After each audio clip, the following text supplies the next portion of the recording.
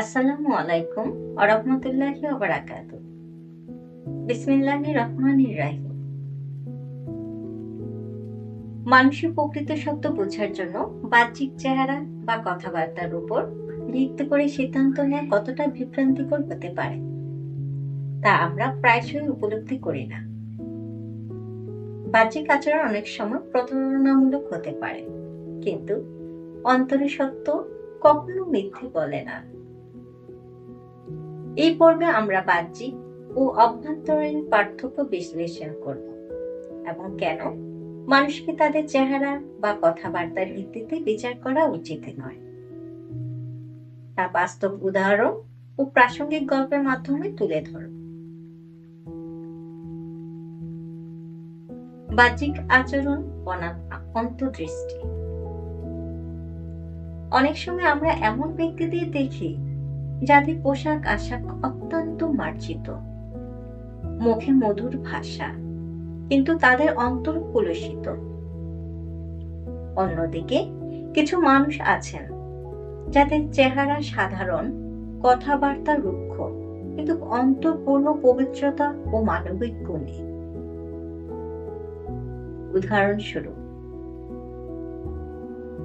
প্রাচীনকালে অনেক মহান সাধক ছিলেন যাদের পোশাক ছিল ছেঁড়া ফাটা, জীবন ছিল কষ্টময়, কিন্তু তাদের অন্তর ছিল জ্ঞানে, ভালোবাসা ও সত্য ভরা। অপরদিকে অনেক রাজা, মহারাজা বা ধর্মীয় নেতা ছিলেন যারা বাহ্যিকভাবে ধার্মিক ও অভিজাত দেখাতেন, কিন্তু তাদের অন্তর লোভ, ক্ষমতার মোহ ও প্রতারণার পূর্ণ ছিল।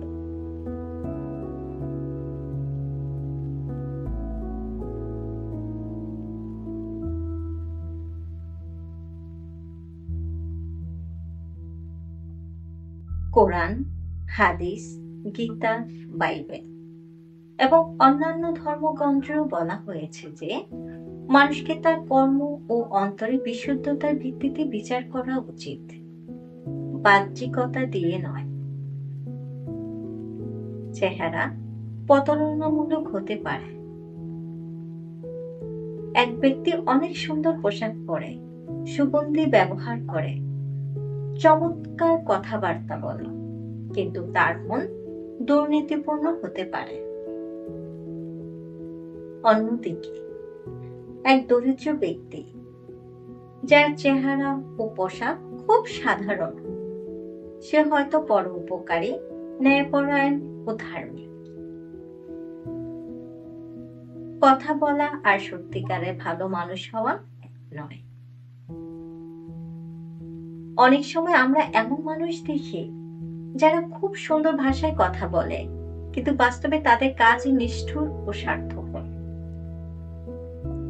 অন্যদিকে কিছু মানুষ রুক্ষভাবে কথা বলে, কিন্তু বাস্তবে তারা সত্যিকারের সহানুভূতিশীল ও বিশ্বস্ত। বাহ্যিক রূপ পরিবর্তনশীল, কিন্তু চরিত্র চিরস্থায়ী। চেহারা, পোশাক ও সামাজিক অবস্থান সময়ের সাথে পরিবর্তিত হয়, কিন্তু একজন মানুষের অন্তরের সততা, সহমর্মিতা ও ভালোবাসা চিরকালীন। তাই বাহ্যিক সৌন্দর্যে মোহে না পড়ে অন্তরের সৌন্দর্য বোঝার চেষ্টা করা উচিত।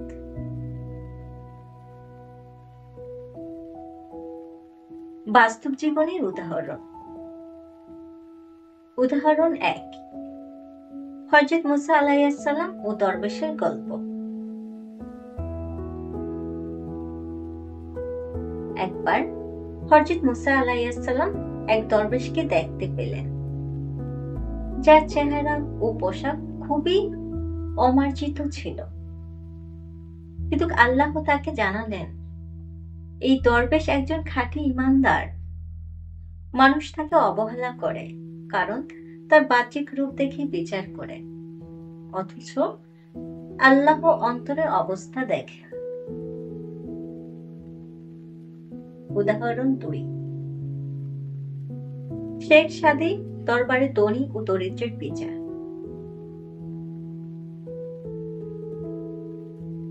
শেখ সাদী একবার এক ধনী ব্যক্তির আমন্ত্রণে গিয়েছিলেন, কিন্তু দরিদ্র পোশাক থাকার কারণে তাকে অবজ্ঞা করা হয়। পরে তিনি ভালো পোশাক পরে গেলে সবাই তাকে সম্মান দেখায়।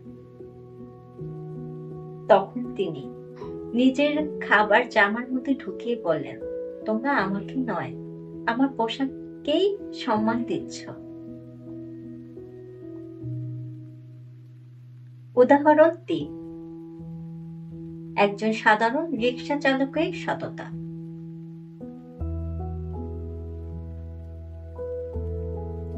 একবার একজন ব্যস্ত ব্যবসায়ী তার মানিব্যাগ রিকশায় ফেলে যান। কিছুক্ষণ পরে যখন তিনি ফিরে আসেন, তখন রিক্সা চালক বললেন, আপনার মানিব্যাগ আমি তুলে রেখেছি, কারণ আমি জানি এটা আপনার জন্য গুরুত্বপূর্ণ। অথচ এই মানুষটিকে সমাজ একজন সাধারণ শ্রমজীবী হিসেবে দেখে, কিন্তু তার সততা অনেক শিক্ষিত ও ধনী ব্যক্তির চেয়েও বেশি। শেষ কথা,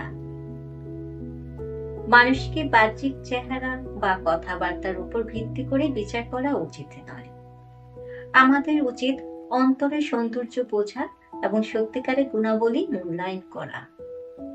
বাহ্যিক আচরণ প্রতারণামূলক হতে পারে, কিন্তু অন্তরে সত্য সবসময় প্রকাশ পায়।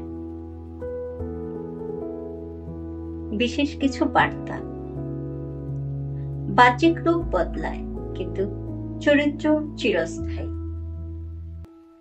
অন্তরের পরিচয় কর্মের মাধ্যমে বোঝা যায়, কথার মাধ্যমে নয়। বাহ্যিক সৌন্দর্যের মোহে না পড়ে অন্তরের আলো খুঁজে নিয়ে। ধন্যবাদ সকলকে। এই ছিল আজকের আলোচনা। দেখা হবে পরবর্তী পর্বে। আল্লাহ।